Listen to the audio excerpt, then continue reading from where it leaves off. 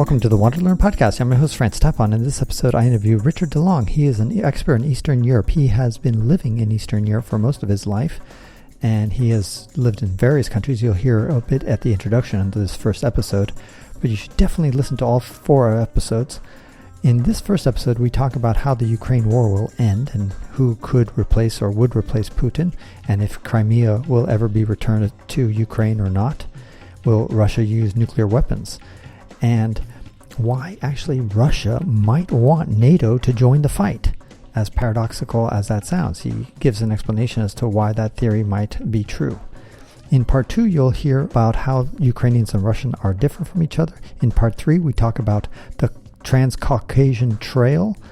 And in part 4, we talk about whether Russia will balkanize. In other words, whether it will break up or not. I hope you enjoyed these episodes.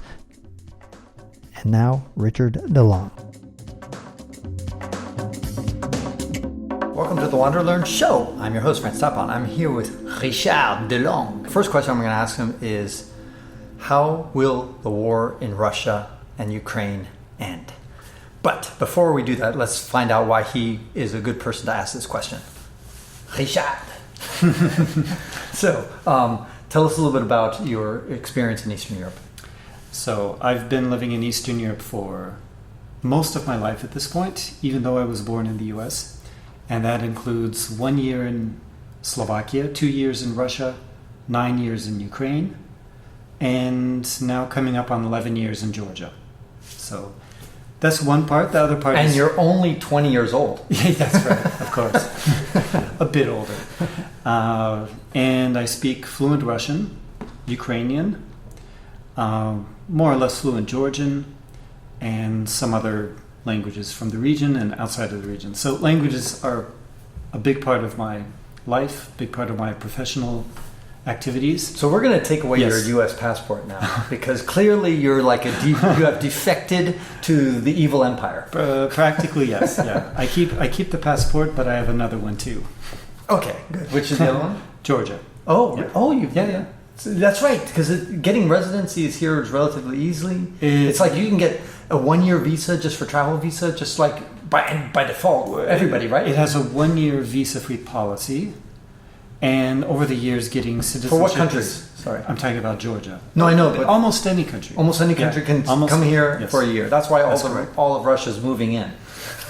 A lot, but actually Georgia is one of maybe a list of 5 or 6 countries that are open to Russians at this point. Okay. So there are others as well. But yeah, there are lots of Russians in Georgia. How long does it take you to get citizenship?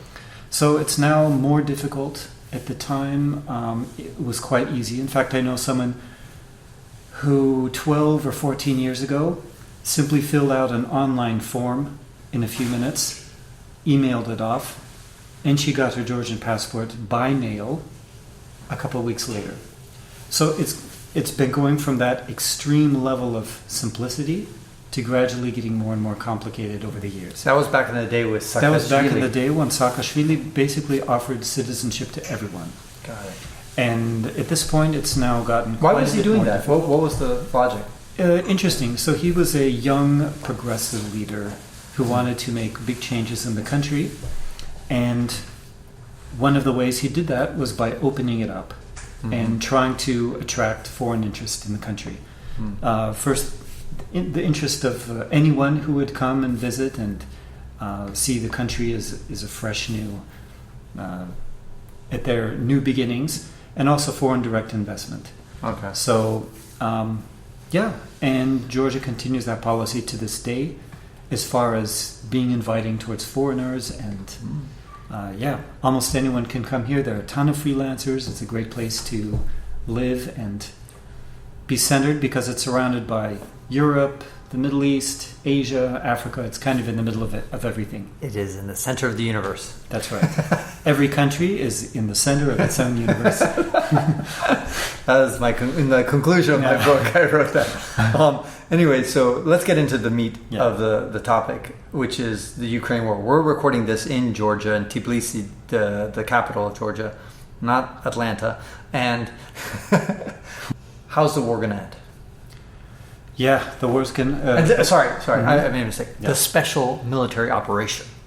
Of course. That some Russians mistakenly call a war when they Shame on them. when they forget their prompt. How do you say war versus special military operation in Russian? Война is war. Война. Специальная военная операция is SVO or SMO in English. Special military operation. Oh, they actually have an acronym for it? Yeah. Because they have to say it so often. Yeah. All right. Okay, so how's it going to end? Your crystal ball, your foggy crystal ball. So I know I'm going to be wrong, but Yes. let's lay out two main scenarios. You can assign percentage probabilities Sure, great, to that to make it more Yeah. clear your thinking. Yeah. So 90% chance I'll be wrong. Let's start with that. Just be safe on yourself. Say 99. 10% left for my two scenarios. Exactly. Okay. So scenario one is that Russian society cannot handle the losses in human life. There's increasing tension between military factions, between the FSB, which is It's their KGB descendants. essentially, Yeah. and the army. So there are tensions between these different groups, and then there are private armies like the Wagner group, Mm-hmm. and they're all taking part in the war. And there's a lot of dissatisfaction among different groups, and there's an attempt by the Kremlin to finally set up proper organization of all these different structures. But there's a lot of tension. Russian society has been subject to a lot of propaganda, or let's just say framing of the military operation in a particular way. So people who are going off to war, they are convinced they're going to fight fascists. They're convinced they're going to see Nazis there. Right. And they're often surprised by what they see. They're surprised by the poor reception they get from the local population. They're surprised by how poorly they're equipped, how poor their own organization is, how their leadership drops them off in locations and often doesn't give them clear instructions or doesn't properly equip them.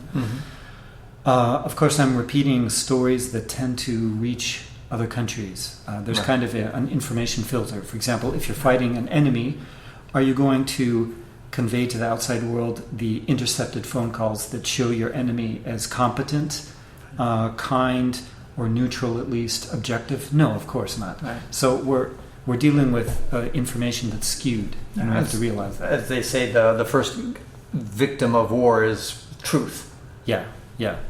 But I think there are ways that you can kind of triangulate the information that you're getting to get an objective picture. Well, that's why I'm so excited to talk with you, Richard, because you can actually... I can't listen to Russian propaganda. Yeah. I can only listen to Western propaganda. And that's what it is. We have to remind ourselves, which is what you're doing, which is that, hey, what we're getting is a certain level of propaganda, and it's hard to figure out. And you are well suited, because you have a foot in both worlds, to kind of take your best guess. Because, of course, like you say, you don't know 100% either. You could be wrong, too. Yeah, when I argue with people on Twitter from the West... You argue on Twitter? Nobody argues on Twitter. Who would do that? What a waste of time. But people in the West who are against the war and have a lot of pro-Russia, or let's say anti-Ukraine ideas, they assume that everyone is watching the same Western media. They assume that I'm watching Western TV or something. That's simply not the case. Right. I follow a bunch of military experts. I'm listening to the intercepted phone calls that pop up. I'm watching the Russian propaganda, reading people's analysis of propaganda. I'm listening to the updates from the Ukrainian military specialists and so forth.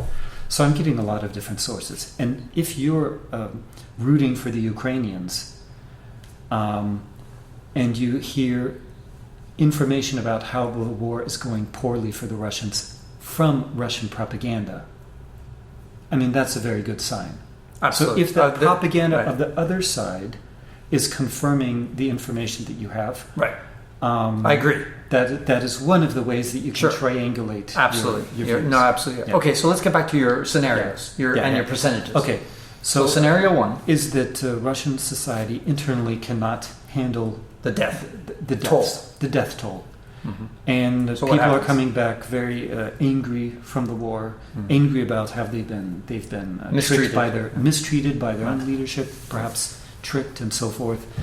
Also, all the people who are being drafted who don't want to fight in the war, and they're being forced, and this just heats up. It's like a pot being brought to boil. Right.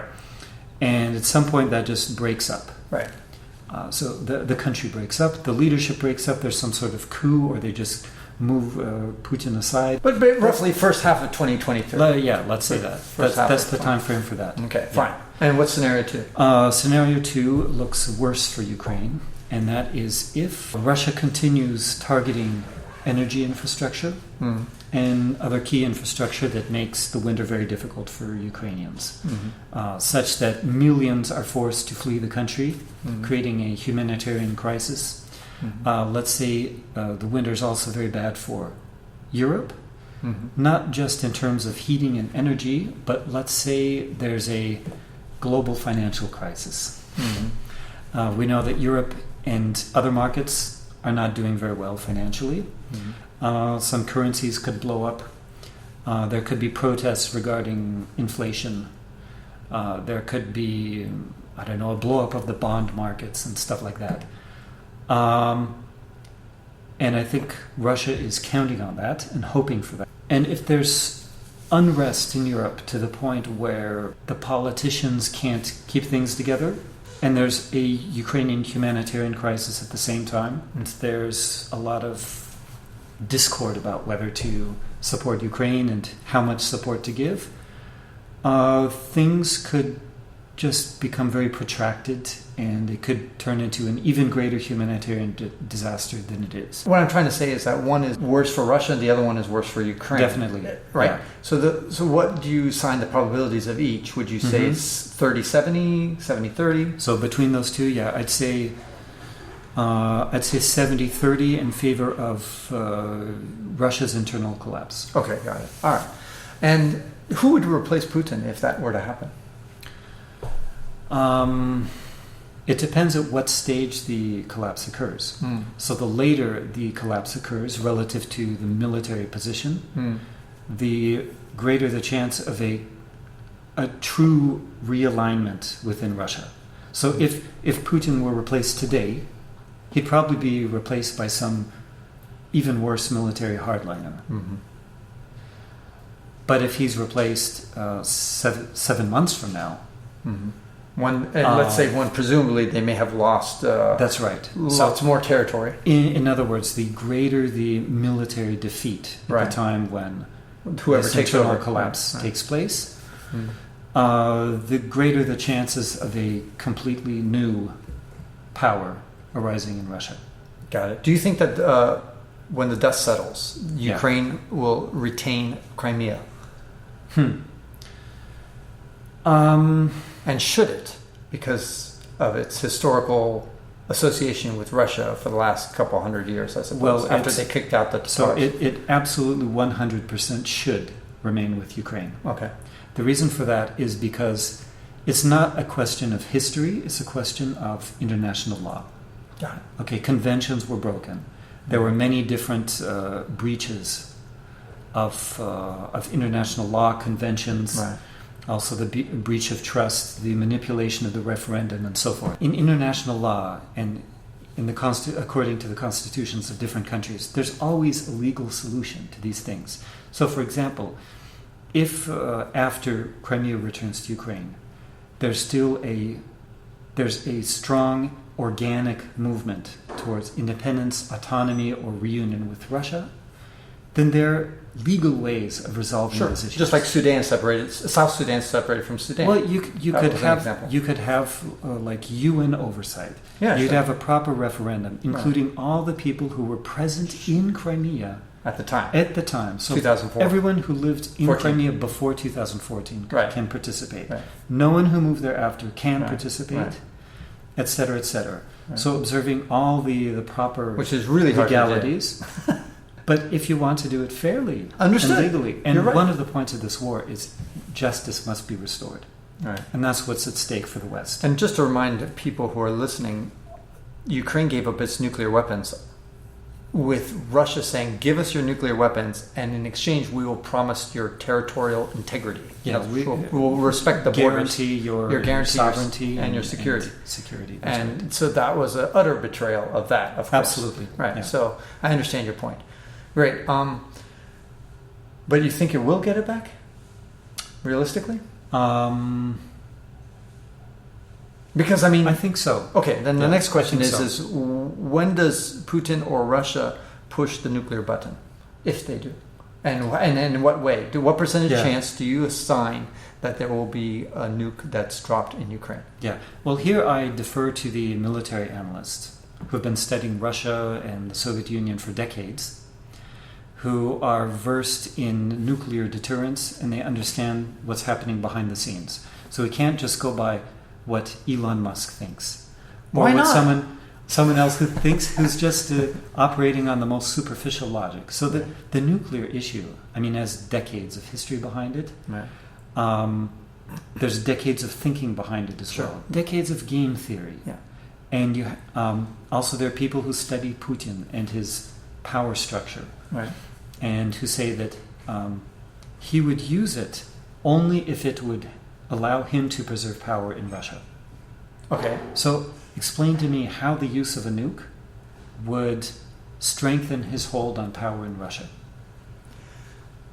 You don't have to answer. I'm just giving you a difficult question. Yeah, no, I understand that. But the only challenge with that is that we're basically, it's like, are we trying to get into old Putin's mind or the new Putin's mind? Because I feel like he's evolved as a person.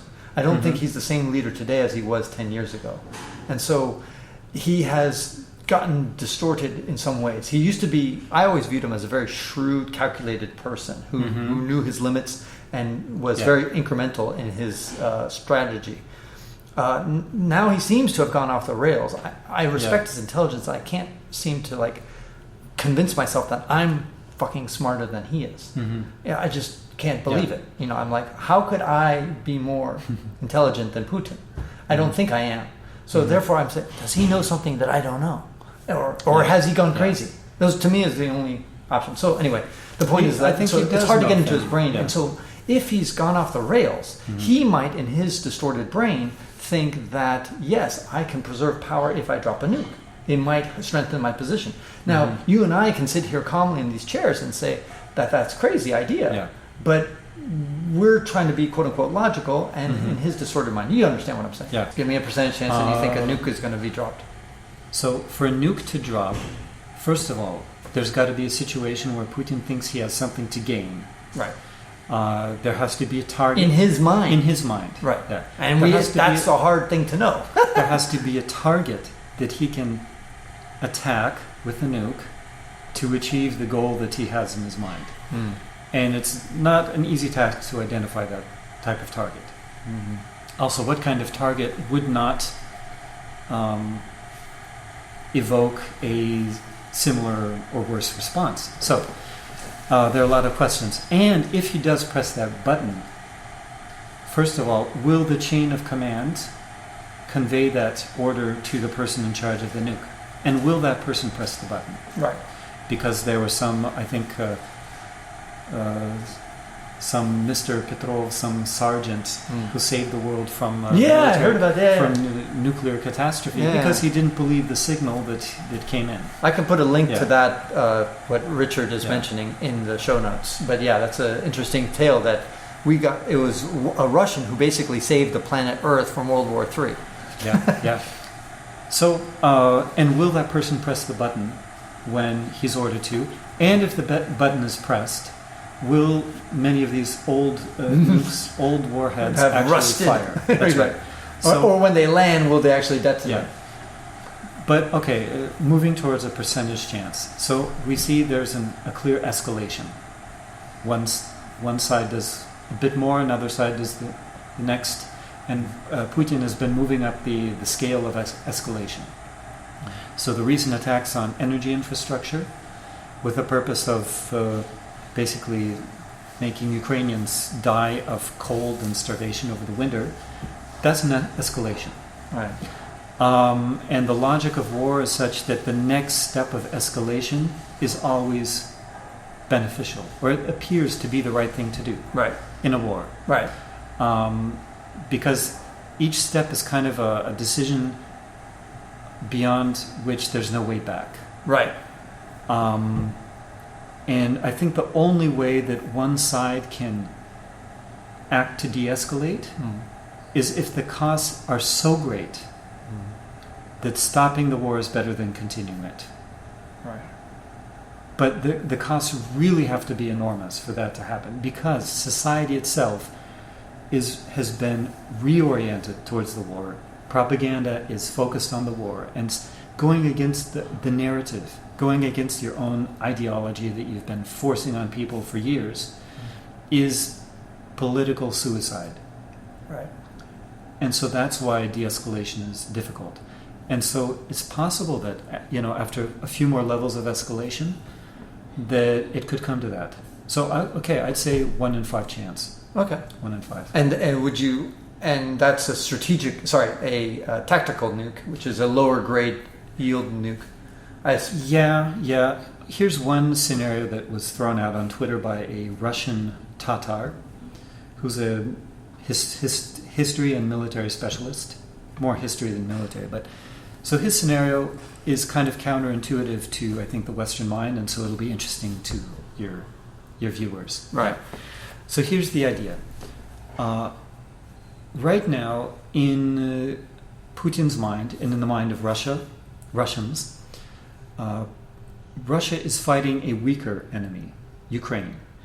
Losing to Ukraine is unacceptable. It shows Russia's weakness. If Russia were fighting NATO, for example, losing to NATO would be more or less respectable, if that makes sense. Right. Okay? Yeah, it's like the United States losing to Mexico. Like, he can throw up his hands and say, well, we were fighting an enemy who was many times more powerful than us. Yeah. Right. But it's hard to play the narrative if they lose to Ukraine. Right. So, if Russia sees that it's losing, it could make some tactical nuclear strike somewhere in Ukraine. In order to evoke a NATO response, NATO would come in, for example, and totally destroy the Black Sea Fleet. Right. And then that would shift the focus of attention from Russia fighting Ukraine to Russia fighting NATO. We're against everybody! And then after that, Putin can throw up his hands and say, we're forced to stop our military efforts because we're fighting a foe that is many times stronger than us. Right. And by this time, hopefully, people will have forgotten that the war was actually with Ukraine. Right. And then that Russia started. Yeah. And too bad that 50,000 Ukrainians died. Russian soldiers died. Too bad that we lost our entire Black Sea fleet. Right. We'll just have to live with this, but we're still victorious because NATO couldn't take our country. Right. Moscow still stands. Except for Crimea, perhaps. Yeah, Moscow still stands. Right. And so by somehow switching the focus of attention from Ukraine as the enemy to NATO, the enemy is NATO as the enemy, that somehow this would allow the Russian leadership to control the narrative and thus keep their hold on power. I actually think that's an interesting scenario and something to maybe that will help your listeners kind of grasp the logic that Putin is dealing with. Tough stuff. Okay, so anyway, we're going to have Richard back on the next episode where we're going to talk about the nuances between all these different Eastern European countries, especially Ukraine and Russia. Like, how similar are they? Is Ukraine and Russia similar as United States similar to Canada, that analogy? Or is that analogy break down in one way or another? And what is the future of Ukraine, future of Russia, and other parts of Eastern Europe?